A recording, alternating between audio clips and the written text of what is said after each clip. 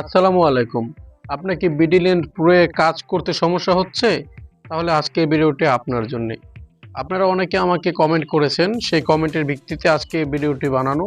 সেটি হচ্ছে, আপনারা কমেন্ট করেছেন যে নকশা ইনসার্ট করার পরে নকশাতে কোনো একটা দাগের কাজ করলে দাগের এরিয়া মানে পরিমাণটা জানার পরে দেখা যায় অনেক সময় দাগটা আঁকাবাঁকা একটু বেশি থাকে।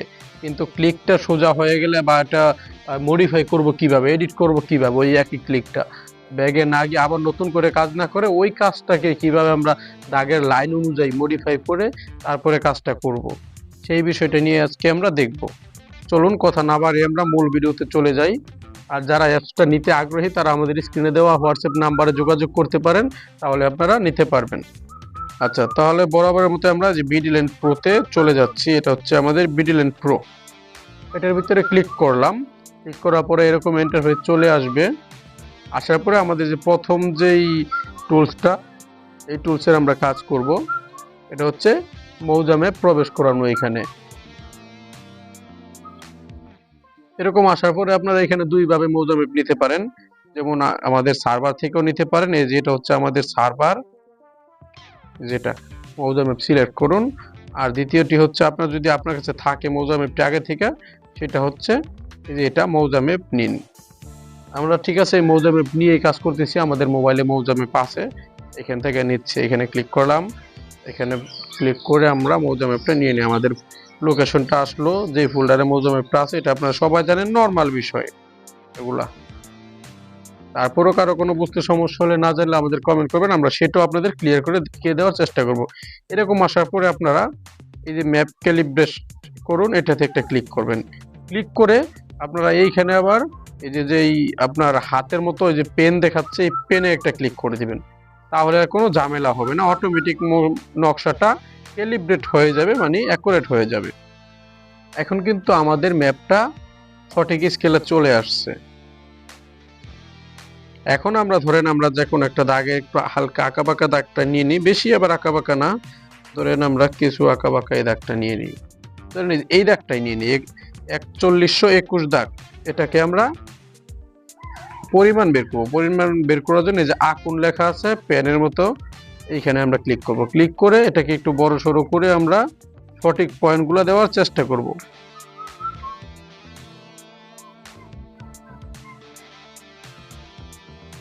আমরা পয়েন্টগুলো একে একে দিয়ে দিচ্ছি।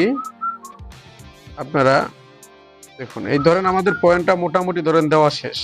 আর দাগের নাম্বারটা হচ্ছে আমাদের, এখন আমরা এই যে আমাদের এখানে নিচে দেওয়া আছে যে শেষ করুন, এটাতে একটা ক্লিক করব। এটাতে ক্লিক করলাম। ক্লিক করলে আমাদের দাগ নাম্বারটা চাবে 4121 দিয়ে দিলাম।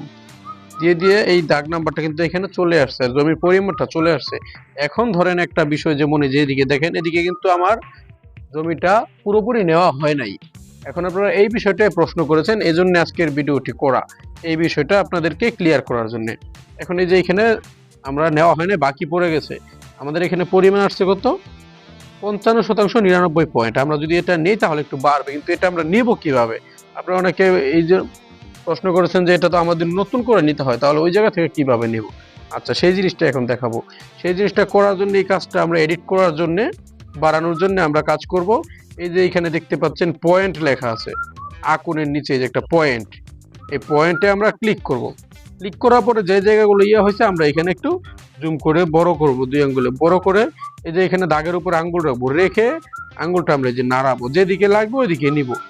আমাদের এটাতে বিডি ক্যাট বা জেনাকেট থেকে বেশি একটা সুবিধা, সেটা হচ্ছে ওইখানে আমরা যে জায়গায় ক্লিক করে পলিলাইন নেই, ওই পয়েন্টগুলো সরানো যায়। কিন্তু এটাতে আপনি যতগুলা ইচ্ছা পয়েন্ট নিতে পারবেন, এই যে সরিয়ে নিতে পারবেন। আমার ধরেন আমি কিন্তু পয়েন্ট নিয়েছি যে এই পাশে, পশ্চিম পাশেটা শুধু 2 কর্নার, আমি কিন্তু যে মাঝে থেকে দেখেন সরিয়ে দিলাম। হ্যাঁ, আবার ধরেন এই যে এটাও কিন্তু আমি এই যে সরিয়ে দিচ্ছি, এটাও সরিয়ে দিচ্ছি।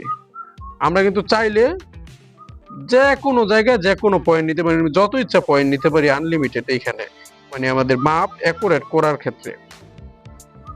আর বিডি ক্যাট বা জিএনএ ক্যাট, ওইখানে কিন্তু ক্যাডে আমরা মোবাইল ক্যাডে যে পয়েন্টগুলো আগে নিব ওই পয়েন্টগুলো আমরা সরাতে পারি।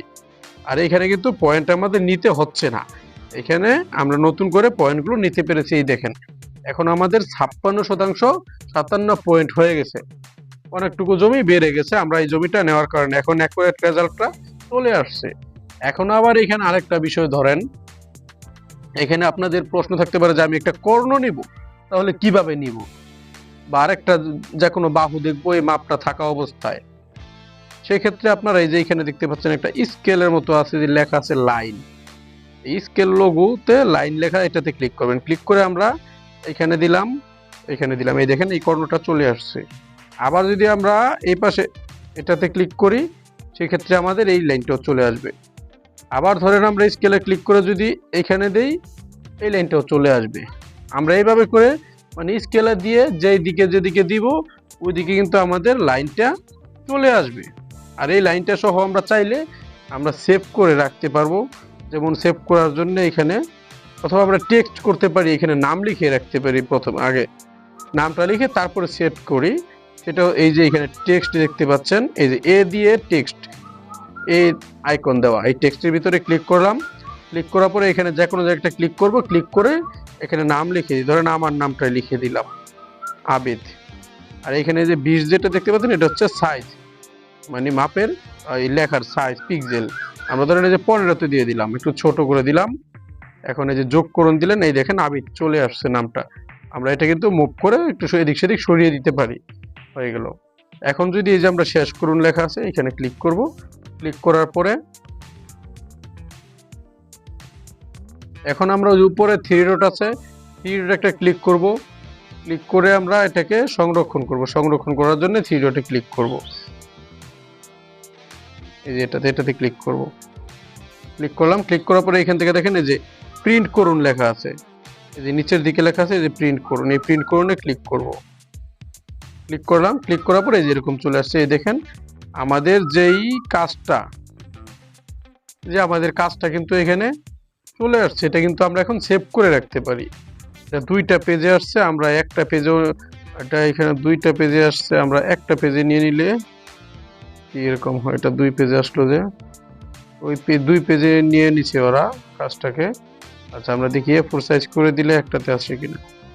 এই যে একটাতে চলে আসছে, লেটার ছোট পেজ দেওয়া ছিল সেজন্য 2টাতে দেখাচ্ছে। এই যে আমাদের মাপটা কিন্তু এটা আমরা যদি সেভ করি, এখানে পিডিএফ লেখা আছে, পিডিএফ এ ক্লিক করব। ক্লিক করলাম। ক্লিক করে যে বেসিক মেজারমেন্ট প্লট এটাতে দিয়ে আছে। এখন আমরা দেখি আমাদের ফাইল ম্যানেজারে যাওয়ার পরে প্লটটা সেভ হয়েছে কিনা। এই যে বেসিক মেজারমেন্ট লেআউট, এই যে আমরা দেখতে পাচ্ছি আমাদের প্লটটা কিন্তু সেভ হয়ে গেছে। এই যে 56.57 শতক, এটা আমাদের জমিটা পরিমাণটা সেভ হয়ে গেছে। আশা করি বুঝতে পেরেছেন। তারপর যদি কারো কোনো এই মন্তব্য কমেন্ট থাকে, আপনারা কমেন্ট করবেন, অথবা আমাদের স্ক্রিনে দেওয়া নাম্বারে যোগাযোগ করবেন, আমরা আপনাদের বুঝিয়ে দেওয়ার চেষ্টা করব। আর যারা চ্যানেলটি সাবস্ক্রাইব করেনি অবশ্যই সাবস্ক্রাইব করে রাখবেন পরবর্তীতে নতুন টেকনিক্যাল ভিডিওগুলো পাওয়ার জন্য। ভালো থাকবেন সবাই, আল্লাহ হাফেজ, আসসালামু আলাইকুম।